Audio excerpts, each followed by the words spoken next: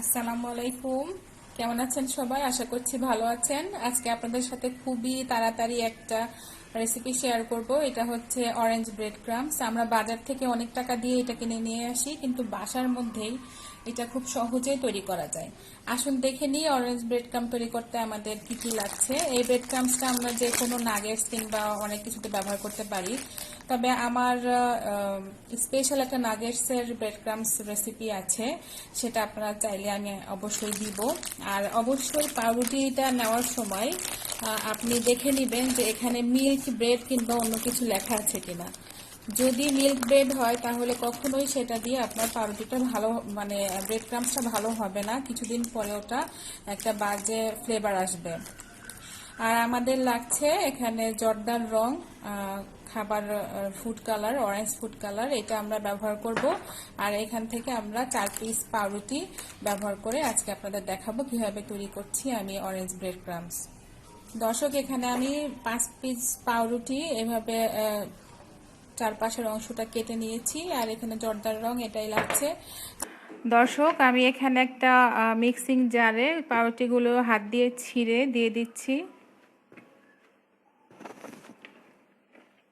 আর দিয়ে দিচ্ছি হাফ চা চামচ জর্দার রং।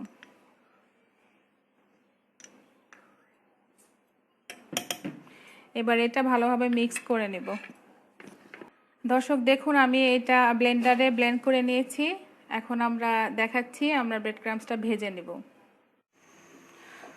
দর্শক, চুলোয় একটি তাওয়া বসিয়ে এভাবে আমরা আস্তে অল্প জালে, খুব সামান্য জালে আস্তে আস্তে এটা ভেজে নিব।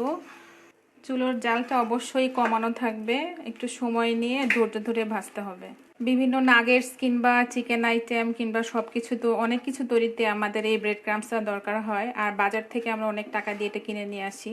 বাসার মধ্যেই এটা অনায়াসে বানানো যায়।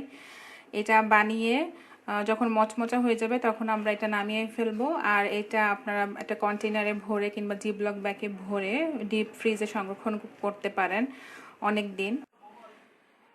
দেখুন দর্শক, তৈরি হয়ে গেছে মুচমুচে অরেঞ্জ ব্রেড ক্রাম্বস। এটা বানিয়ে রাখবেন ডিপ ফ্রিজে, এটা অনেক দিন সংরক্ষণ করতে পারবেন জিপলক ব্যাগ কিংবা কন্টেনারে ভরে। আমার ভিডিওটি ভালো লাগলে লাইক করবেন, কমেন্ট করবেন, শেয়ার করবেন, সাবস্ক্রাইব করবেন। অনেক ধন্যবাদ আমার ভিডিওটি দেখার জন্য। সবাই ভালো থাকবেন। আসসালামু আলাইকুম। মুসলিম ভাই ও বোনেরা যারা আমার এই ভিডিওটি দেখেছেন তাদের জন্য একটা হাদিস বলতে চাই। আবু যার রাদিয়াল্লাহু আনহু থেকে বর্ণিত, তিনি বলেন যে নবী সাল্লাল্লাহু আলাইহি সাল্লাম আমাকে বলেছেন, তুমি পুণ্যের কোনো কাজকে তুচ্ছ মনে করো না, যদিও তুমি তোমার মুসলিম ভাইয়ের সঙ্গে হাসি মুখে সাক্ষাৎ করতে পারো। রিয়াদুস সালেহিন 123, মুসলিম 2626, তিরমিজি 1833, ইবনে মাজাহ 3362, দারেমি 2079। আসসালামু আলাইকুম সবাইকে।